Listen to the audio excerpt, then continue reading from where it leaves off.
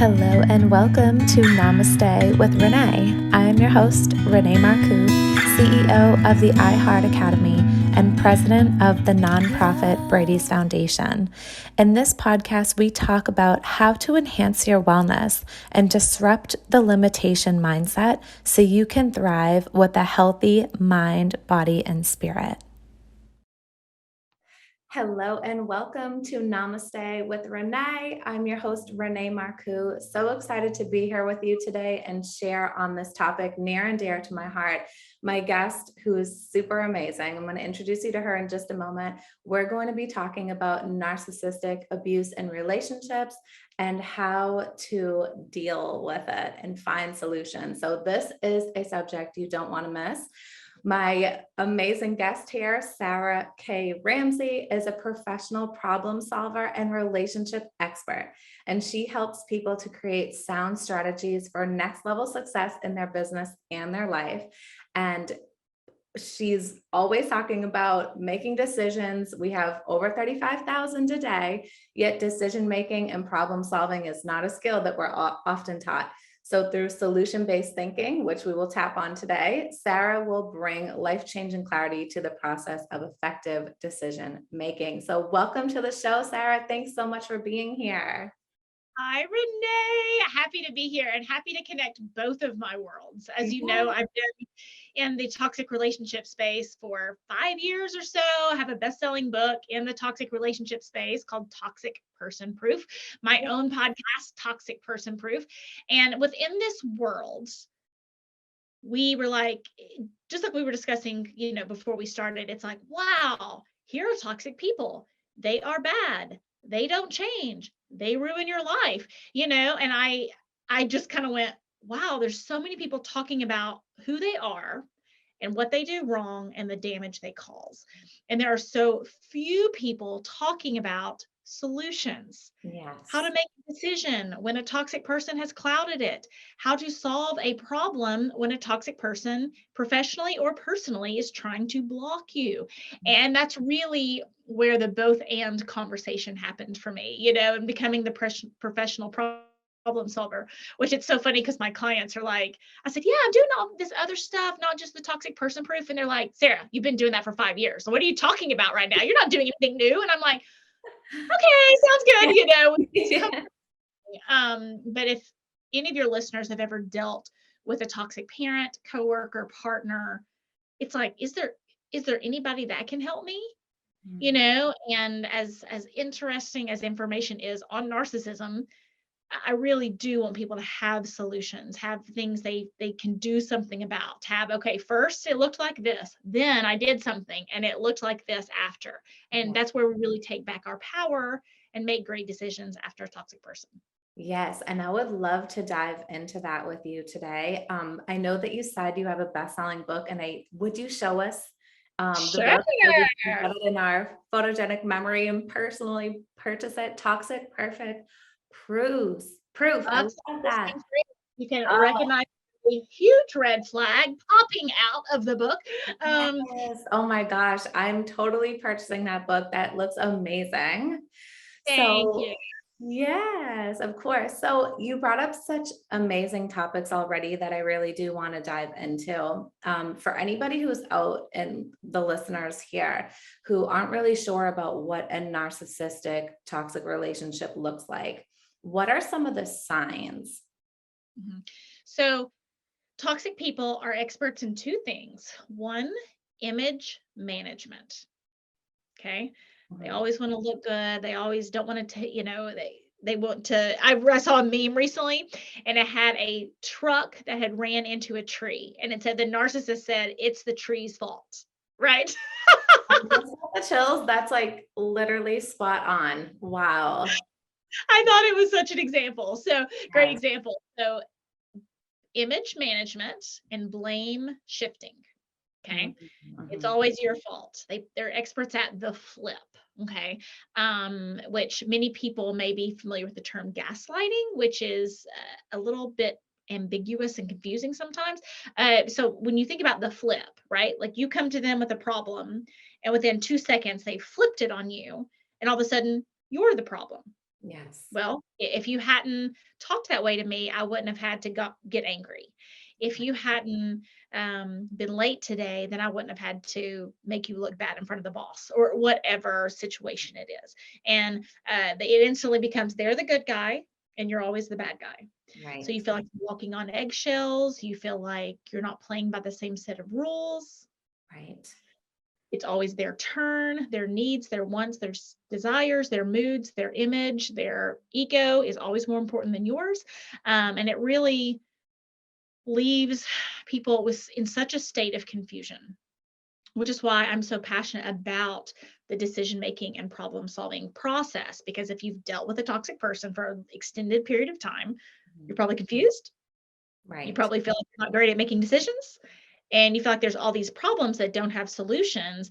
And the toxic person has left you with a sense of learned helplessness, Yes, that really which lands. is super disempowering, right? And this is like a namaste crowd, right? Like Yeah. I heart yoga so hard. I mean, so hard. Like there's a Krista Tippett quote that said, more than anything, yoga has saved my life. And I want to echo that and talk about how much yoga has saved my life. And, but there's this process. I would see this huge gap in people's healing strategy from healing from a toxic relationship, and they would want to exercise, which is amazing. They would try to dissect their past, which can be really helpful. They would study narcissism, which is also helpful. But there was this gap in like problem solving and decision making and like kind of learning how to take action to solve the problems of your life. It was just completely missing from a lot of people's healing strategies.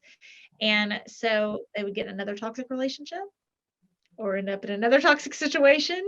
And it just broke my heart. Right? It's just heartbreaking. And I love affirmations. Like I love affirmations, right? I love all these things. But we just want to get super crystal clear on what the purpose of certain solutions are. Mm. Yoga, for example. There is nothing on the planet better for nourishing your nervous system than yoga, which is amazing after a toxic relationship, right? Yes. But Yes. that's a different strategy than if my boss is toxic. How do I need to word things in the email to protect myself? Like, do you Yeah, see how those are drastically different strategies? definitely. And that's just what I kept seeing, like the missing link for people. It was just like, there was like, they would think it was all kind of one thing. And I would say, what's your healing strategy? And they would say, walks in the park or, taking time for myself or being more present. And I was like, that's amazing. Yeah. How are you going to become toxic person proof? Like, how are you going to protect yourself from toxic people? And it's like, they would kind of look at me with this scared, blank look on their faces, as I'm sure I have had at times in my life. And just really wanted to introduce this concept of what problem are you trying to solve? Getting super clear, Yeah. because there's a different strategy needed for nourishing your nervous system and how to respond to toxic people in high conflict situations. It's Yeah. just different strategies.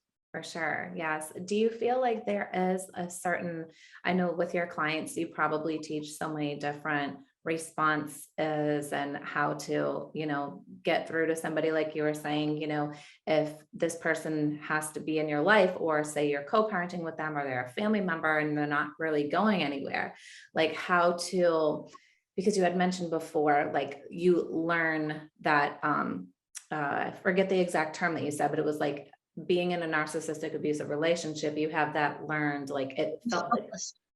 helplessness. Learn helplessness. Yes. Uh-huh. Exactly. So for somebody who's there and the person's not going anywhere, in relationship and career wise or personal life, what is one tool that you've seen a lot of your clients really empower themselves with?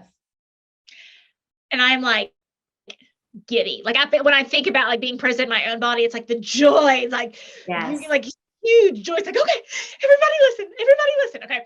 So because it is, I am very good and I've watched women get what they want. Okay. And there's a method called around the house. Okay. So I want you to imagine me and you were hanging out and we're supposed to have a party in the backyard. Mhm. Okay. coming to Tennessee or I'm Yeah. coming to Florida, right? And there's a party in the backyard. So typically, I've talked to people in Austria about this, in Germany, and everywhere else, okay? When the social norm is you go to the front door and knock, Yes. okay? So you get out of your car, Renee, you go to the front door, you knock, and your toxic person is on the other side of the door, okay? Well, they're not going to open the door, are they? Right. They're going to say, "You're so stupid, no one wants you here." Or, "What kind of crazy person thinks there's a party here? There's no party here." Or, "Shouldn't you just check the invitation? Because I heard you weren't invited to the party because no one likes you." Or, "You were only invited to the party because I'm so cool. You're actually so lame, no one wants you here." Mm. Okay. Sound Yeah. familiar? Mhm. And at that point, if I came on that front porch with you and I said, "What problem are you trying to solve?" You would say, "I'm trying to get my toxic person to open the door." But if I had asked you when you were getting out of the car driving there, you would have said, "I'm trying to get to the party in the backyard." Mm. Mm. Okay. But the Yes. toxic people flip everything and they stir up our emotions in a way that they become our focus. Mm. Yes. Yes. I mean, reality, we weren't going to the party. We didn't drive there to get them to open the door. And when, we could have affirmations about like, oh, there's beauty in closed doors. We could paint a mural on the front door to make ourselves feel better about it. We could Google 15 articles on why narcissists don't open doors, that's what I see a lot of people's healing strategies are in that process. And Yeah. they are doing what they know to do, right? They're not being lazy about it. They're Right. trying. But this is the piece I want to bring into the conversation. The goal wasn't to get them to open the front door. The Yes. goal was to get to the backyard. Yes. So I teach people something called around the house. Mm. Okay. So don't try to get them to open the front door. Walk around the house. Mm. Yes. Now, should they open the door? Yes. And that's where the conversation gets tricky, right? It's like, but it's not fair. They should open the door. And I say, yes, they should. I agree with you completely. And yet, let's not talk about what's fair. Let's talk about what works. Mm. Mm. Yeah. Because my goal is to get you what you want. My goal is to get you to the backyard party. Yes. And you can have anything in the whole world you want other than getting the toxic person to behave. Mm. Yes. Yes. Anything. You could fly in by helicopter. You could get a trampoline and jump over the fence. You could run your car through the fence and end up at the party. You could knock on the door and they hoist you over. You could hire cheerleaders to have a pyramid and throw you Yeah. over. There's Yeah. so many creative solutions for getting to the backyard Yeah. that are much more effective than getting the toxic person to open the door. Right. If you remain clear, if you don't let all that emotional storm prop up, right? Because it's hard, because it's not fair, and they Right. should open the front door, and you shouldn't have to go through the effort of getting the cheerleading team to, Yes. throw you over the fence. Like, it's not fair, Right. right? But it does work, and it works a whole lot better than crying on the front porch, screaming on the front porch, trying Yeah. to knock the front door down. Yes. And in real life, what this looks like, I had a client and she was so mad because her ex-husband had promised to pay her $100 for a basketball goal for her child. Okay. Mhm. And she goes, "Oh, he won't. How am I supposed to get this money from him? He promised that he would pay $100 and he's not. And I sent this email and I sent this email and I might call my lawyer and this. It's not fair. He's not paying me the $100 back." And I said, "You are correct. It is not fair." Right. Okay. But let's look at the problem you're trying to solve. Is the problem you're trying to solve get $100 back or get your ex to give you $100 back Mm. and to follow through on his promise? Mm. And she stepped back and she went, And I said, "Aren't you in sales?" She said, "Yes." I said, "If you had all the effort and energy that you had put into fighting with him this week, if you had put that into prospecting, how much money would you have made this week?" And she said, "Several $1,000s." Wow. Yeah. Okay. Mm.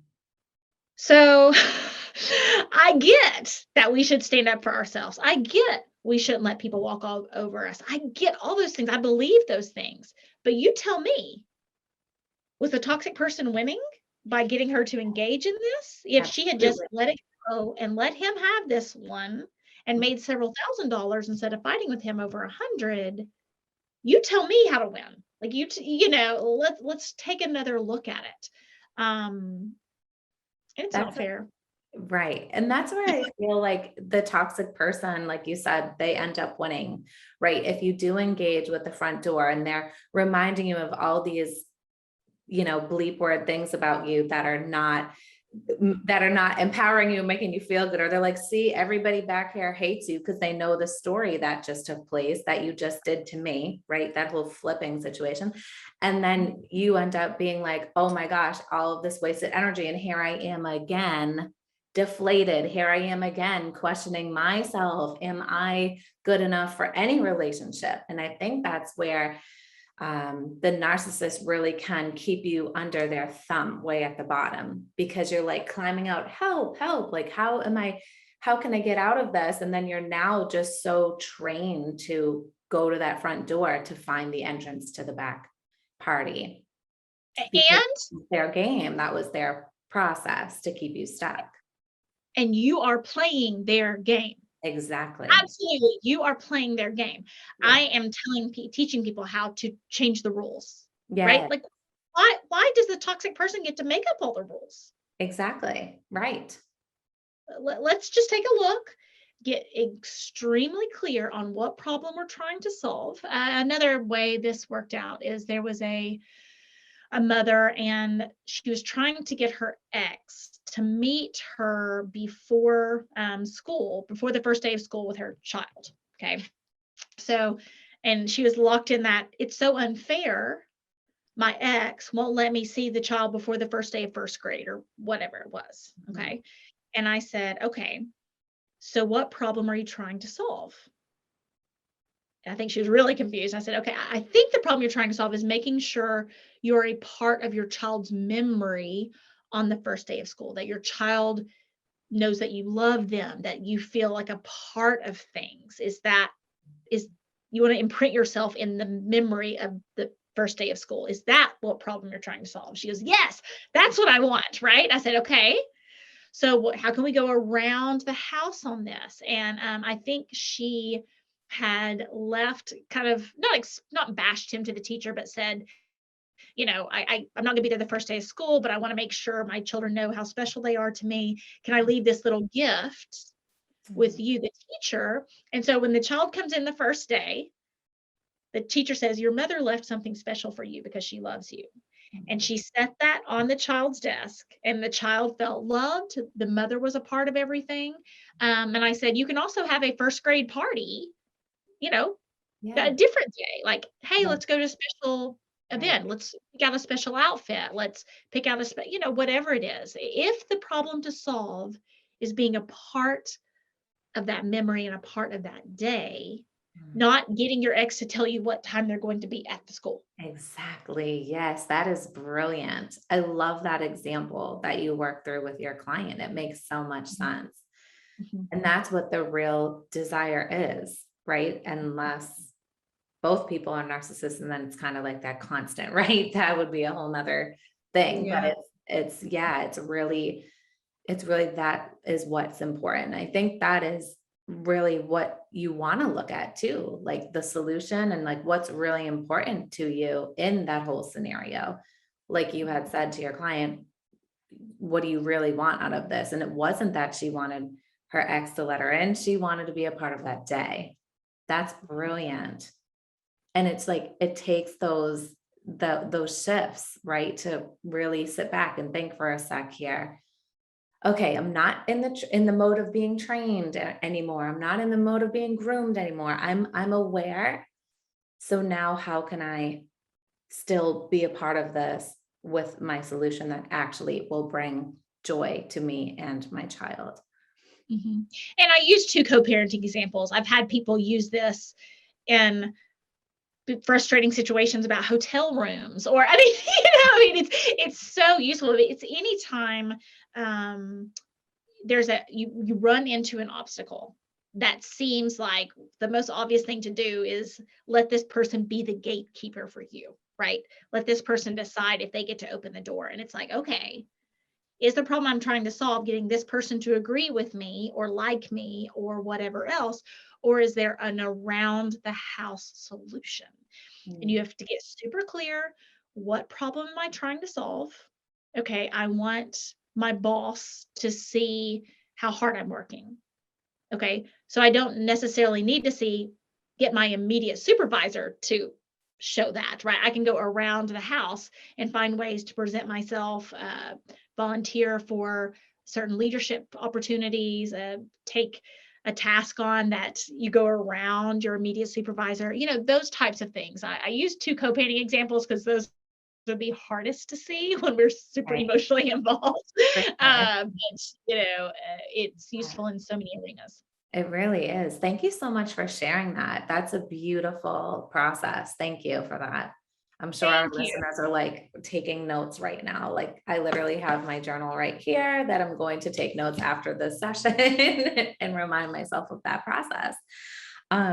For anybody who, do you have like any words of inspiration for anybody who may be in a toxic relationship, that actually can leave and not deal with that person ever again?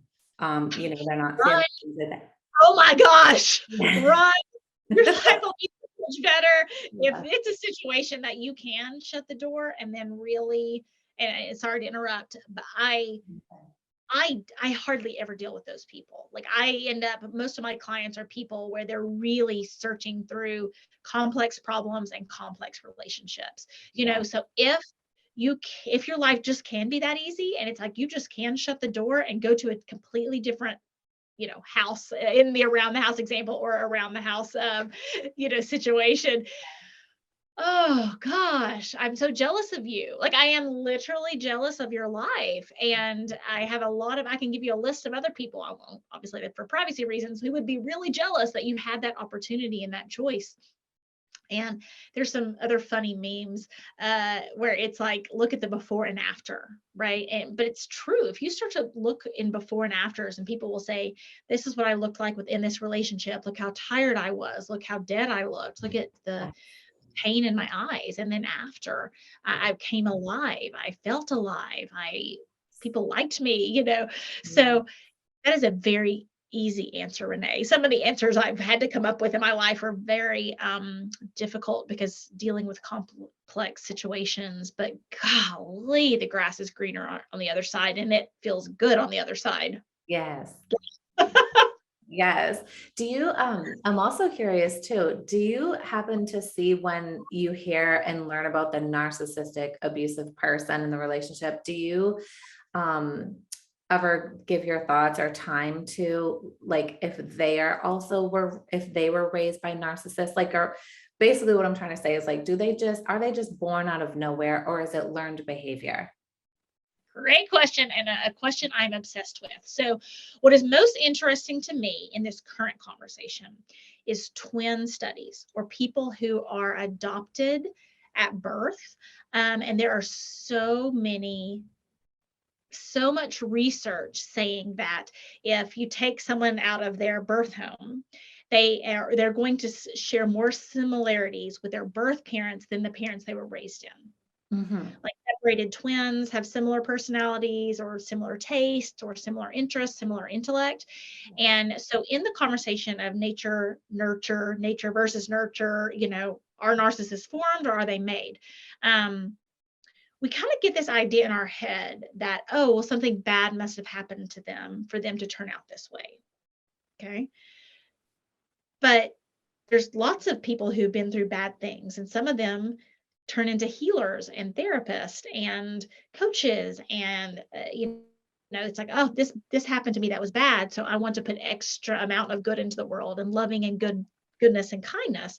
And you especially see this with people who are empaths, because you'll see, oh, my parents were toxic. And then I ended up in this toxic situation. And I'm like, okay, let's just take a second. Because now you're telling me that you feel sorry for them because they had a hard childhood and then they turned out really mean and abusive and terrible and controlling. So you had a bad childhood and you ended up extra kind, people pleasing, extra affectionate, but they ended up in a bad situation and ended up mean and controlling. So we have to take another look at this. Yeah. Right? Because if everyone's not turning out the same, if it's like, oh, good home, oh, Right. they turn out to be great people. Bad home, they turn out to be toxic. That's just not true. Mhm. And so I am most interested in that conversation, seeing these like separated twin studies and these people who are getting adopted, and why are they not sharing more characteristics with the environment that they are in versus and there's just a really, really, really, really, really strong genetic um, part. And we think people could inherit being musical or inherit being athletic. Well, Yeah. can you inherit being selfish? Mm. I say yes, Yeah. right? It Mhm. seems mean. It's a really awkward conversation. And I wish it weren't true. I wish I was doing something completely different. I wish toxic people didn't exist. They didn't hurt people, that we weren't having to have these hard conversations. And I used to think that way. I was just like, everybody's good, everybody's nice, everybody's loving. So that was always Right. Yeah. out as You well. definitely need to read my book then, because that's what it's about, and how we get like screwed over because our eyes aren't opened. And I can no longer, out of integrity, not open my own eyes and do everything I can. You can obviously tell how passionate I am about it, but do everything I can to help other people open their eyes. We just don't want to see it. I didn't want to see it. I get it. It's not fun. I Right. understand it's not fun. It's Yeah. easier to think, can't we all just get along and everybody's nice? I don't want to have to worry about it. Yeah, me neither. I don't want to worry about it either. Right. Yeah. But I want to keep people safe more than I don't. I'm more interested in keeping people safe than I am in not dealing with hard things.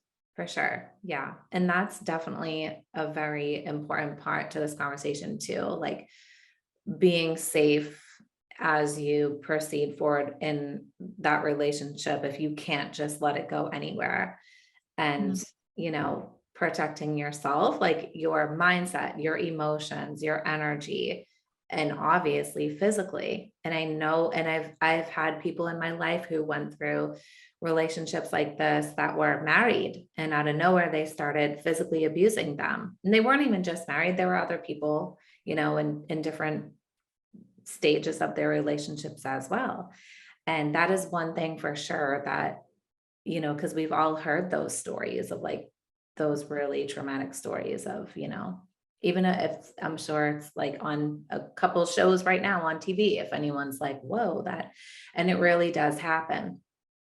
So I like how you said, if you're a person who like can flee the scene, like just be done, close that door. Like that's, I've never necessarily, I've mainly heard those types of relationships like in like boyfriend, girlfriend, husband, wife, or partnership kind of. Yeah. May I Yeah. tell you something, a story that I think will help your people who, Yes. especially in the safety conversation, because you were talking about the safety conversation. Yes. And I see a lot of people, if they are in a toxic situation, again, this could be work, whoever, I call it a toxic person encounter, because toxic relationship seems it's like it's always romantic. And, Yeah. I want to protect your kids from child abuse. I want to protect us from Me Too, issues with Me Too, right? This is so big, right? Because I see a lot of people and they have a toxic person encounter and they go to their girlfriends for advice, or maybe even a therapist for advice, or they go to somebody and they say, you're just too much of a doormat. You shouldn't put up with that. You should have better boundaries, and then this wouldn't have happened to you. Mm. I hear that all the time, which can be a huge safety concern. And let Yeah. me tell you why. I'm sure you've heard the story of the three little pigs, Yes. right? Okay, so you have one little pig made straw boundaries, and the big bad wolf huffed and puffed and he blew it down. Then another little pig had stick boundaries, and the big bad wolf huffed and he puffed and he blew it back down. Then you have another little pig with brick boundaries. Okay. So that's a pig that kept himself safe. And I think the other two little pigs ran in and kept himself safe there. Yes. So what we miss is the brick boundaries did not change the big bad wolf's behavior. Mm. Okay. And boundaries are about protecting pigs, not changing wolves. Mm. Yes. Okay. Yeah. And that can be an issue with victim blaming. If somebody had said, well, if you had just stood up for yourself, this wouldn't have happened. Mm. Or even when you're leaving, it's like the answer is standing up for yourself. And again, this is why I go back to like around the house or strategies or problem solving. Like, let's do what works, not what we wish would work. Yes. Yes. Right. Yes. And kind of take that extra step and like, let's really, really look at this because I see a lot of women trying to save relationships and they're like, okay, I have put up with his crap long enough. I'm going to have boundaries now and we're going to like make it work. And I'm like, okay, Mm. that seems, I mean, it's a really dangerous situation, right? Because Yes. when the big bad wolf, we kind of have this assumption in our head, like, okay, I'm going to have boundaries.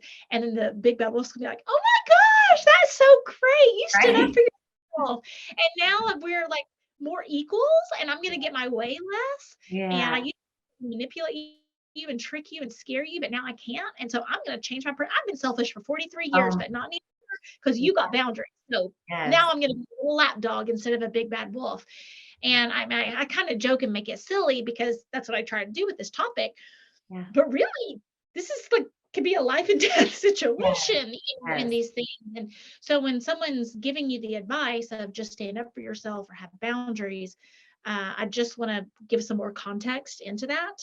Yes. And so the solution to the big bad wolf is getting away from the big bad wolf or Right. having those brick boundaries to keep them out, Yes. Yes. not building such a brick house that the big bad wolf then says, oh well, you became such a good house builder that now we can have a healthy happy relationship.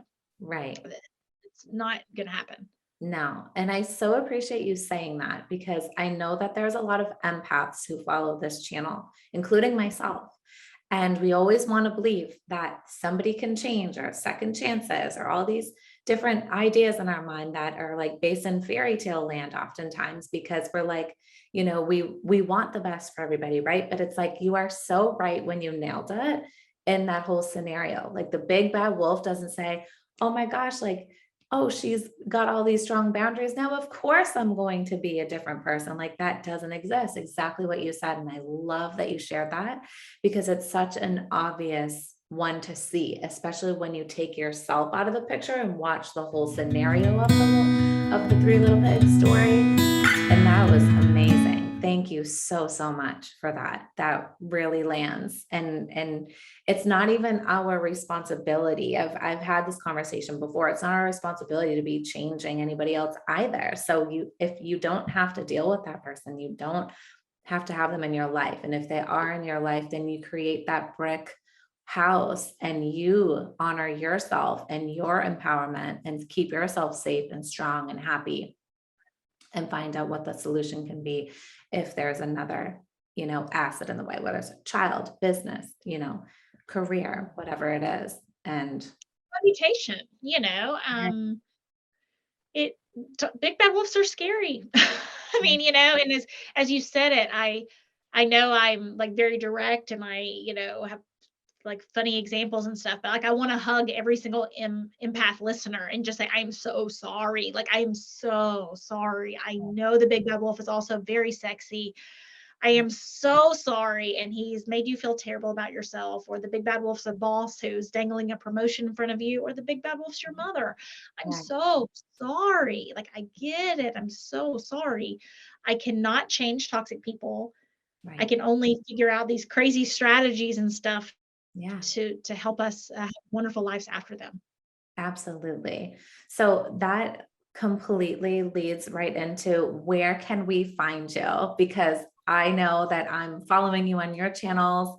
I know that you provide this as a service in your business. So if anybody feels activated and feels ready to lean in, where can they find you?